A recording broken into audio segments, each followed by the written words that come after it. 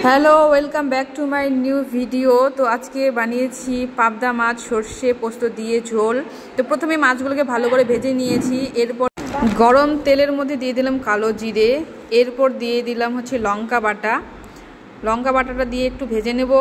ভেজে নেওয়ার পর এর মধ্যে দিব জিরে বাটা।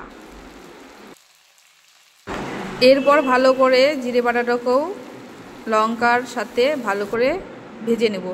এরপর দিব এখানে হলুদ আর দিব পরিমাণ মতো লবণ।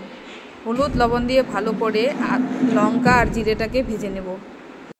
এর মধ্যে দিব কালারের জন্য লাল লঙ্কার গুঁড়ো দিয়ে আবারও একটু ভেজে নেব, মোটামুটি 4 থেকে 3 মিনিট।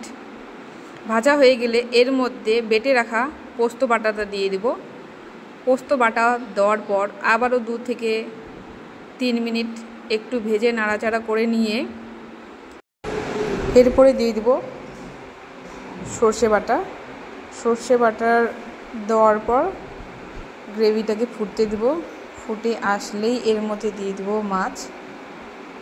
তাহলেই কিন্তু আমার সর্ষে পোস্ত দিয়ে পাবদা মাছ একদম রেডি।